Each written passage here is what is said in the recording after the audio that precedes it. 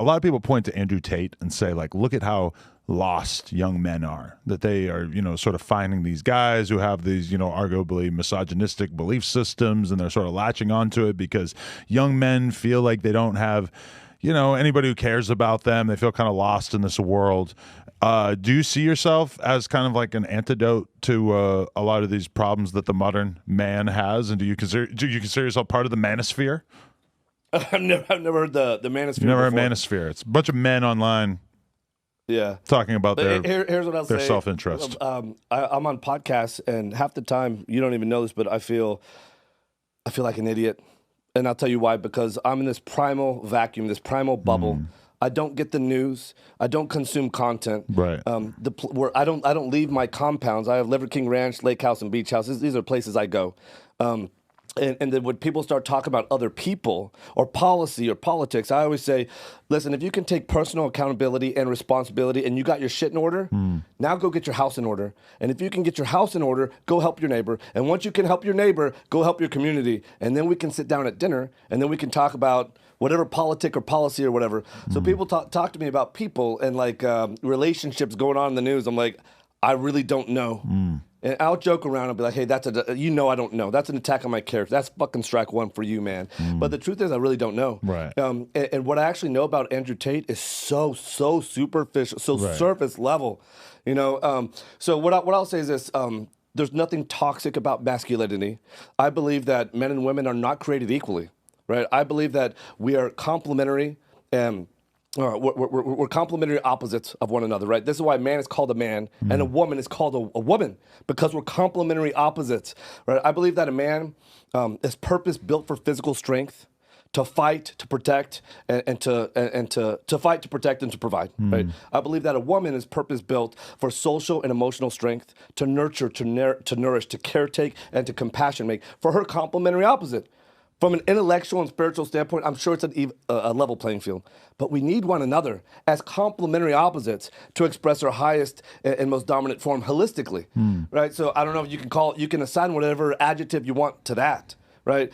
But the thing is, I know that men are really hurting today, right? And so I do believe, like I said earlier, that I think the modern day manicured man, he knows that he's meant for more. He doesn't know how to achieve it, right? And guess what? He wants to be with an 8, 9, or 10. And when I say that, I don't just mean it physically, right? He wants to level up, but guess what? You got to fucking level up to do that. To attract your complementary opposite. I talk to my kids about this all the time. Like, listen, if you want to be with a 10, you got to be a 10. Yeah, because, okay, this is the thing about fitness, is that for a lot of men, you are aware of the things that you could do that would make you more desirable to the opposite sex or the same sex, if that's how you swing. You can have money, you could have cars, you could have a nice house, you could have, a great job or like a lifestyle that would attract a girl or whatever. But if you're a guy with a regular job and you don't really have a lot going for you, your fitness is realistically the most achievable thing. You could become a fucking gym rat and get in great shape. And at the very least, when a woman looks at you, she's going to be able to see, this is a guy who has mastery at least over this one part of his life. And that's the thing that I think is important about fitness and why I really want to lose weight. And it doesn't necessarily have to do with like how I'm viewed or whatever. I've been in a relationship for 6 years. It's not like I really think that's going to change anything in my personal life. But it's the kind of thing where if you exhibit to the world that you have complete control over the most obvious part of your presentation, then that tells the whole world that you're in control of your shit, and that can go a long way. That could maybe be the start of you getting into relationships with the people you want to be with, or being able to, go further in life, have people like you more, etc. Your fitness is the one thing that you could just sort of, change your grocery shopping or get a gym membership, and all of a sudden you're in the game, Yeah, strength is absolutely like the fundamental virtue of man. Right. No other value exists without strength. You got to be alive to philosophize. You need strength. So I would say the way that we look bare-chested and the way that we talk, these are outward expressions of what we believe. You show me a man bare-chested, you let me have a 10-minute conversation with him, figure out what their philosophies, their principles are, what do they fight for in life, and I'll tell you if I want that man in my tribe if the zombie apocalypse comes. This is what I like to tell people, because a lot of people are like, oh, why don't you wear a shirt? How come you don't shave? your face. Like, why do you do this stuff? I'm like, well, this is how I've been living for a long fucking time. I'm not going to not do that once I've gotten on social media. But you know what? I wish other people did it too. Right. You know, come over to my house. Guess what? We're going swimming. We're going to fucking hang out, my man. We're going to talk for a little while. And if you won't let that guard down, and if you won't reveal your character, you know, then I don't know enough of inputs to know if I want you in my ecosystem or not. But guess what? I'm not surprised when I see a giant like Joe Rogan that's jacked and ripped, articulate as fucking hell, doing what nobody's ever done before, right? Because how you do anything is how you do everything. I'm not surprised. Every once in a while, actually, I shouldn't say every once in a while, a lot of times you see influencers that are going online that have great physiques, but I always say that cheating doesn't scale. Right? They have great physiques, but they're not investing the time to develop themselves socially, emotionally, to deeply connect, which we got to be able to do, you know, to create impact. And they're not sharpening their mental sword. And you can tell by their language. This is why language is so important, because we assign meaning, you know, to what we hear and to what we say. And so I think over time, if you create value, people will pay for your value over time. Let me tell you, though, it's so much worse than you probably think it is in terms of how fried these young kids' minds are by social media and their phones, where I'm telling you that, like, you know, when we used to have the store on Melrose, I would be around a lot of young people, you know, just who are sort of in the store and hanging out, friends of friends coming around. And so I'm really getting to kind of see what the mind of an average, you know, 18-year-old, 20-year-old, whatever it is in society.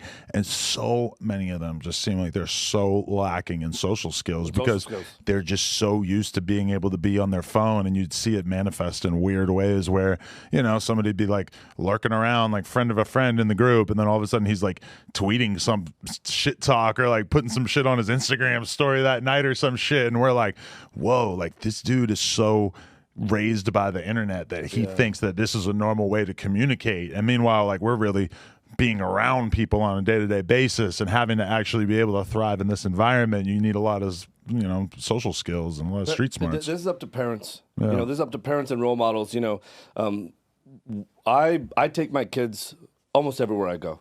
And when I do that, I make them talk to girls.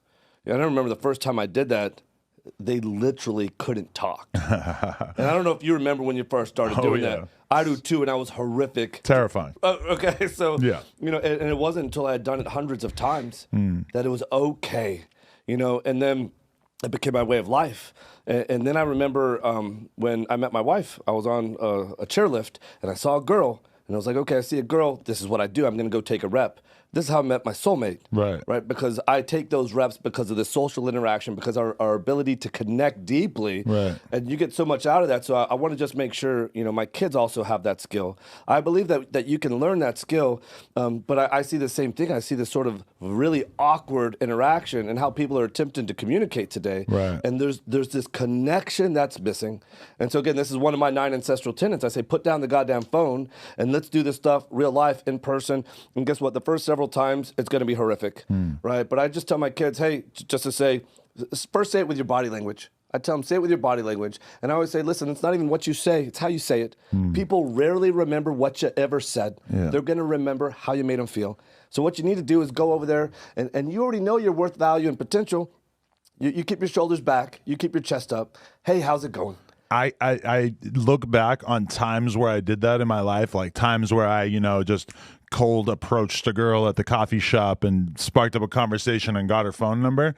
That could be the best fucking feeling in the world, because for some reason that the most basic human interaction can be the most overwhelming feeling if you're a dude, you know, just sparking up a conversation. But you understand why, is because, you know, a lot of girls are like in the most guarded mental state possible when they're out in public, because such a large percentage of the dudes who try to have a conversation with them are going to be the weirdest motherfuckers on earth, you know? So this is what we're up against. And I tell them, so we rehearse this. I'm like, listen, it hardly ever goes well. They look weird. They can't believe somebody's talking to them. Right. You know, or a lot of times when we go places, they might be touristy places. These young girls are with their families, you know. And so it's acknowledging the dad too. Hey, Dad, how's it going? Really just want to say hi to your daughter. You know, and again, like, it's just getting those reps in. So because of this environment, because of what people expect today, they're up against a wall. But we're going to keep doing this, right? This is important to me. You know the value in it. It's going to be rarely rare. You're going to have outliers that have achieved a whole lot in life. And I think you're going to have outliers that also have fulfillment. But I believe that you need this skill. You need to be able to deeply connect to really, truly be fulfilled, and that's going to help you to achieve whatever you're going after. All right, people, we just hit 300,000 subscribers. You know we're trying to hit 400,000 subscribers. So that little red button, tap it, tap in. Appreciate y'all.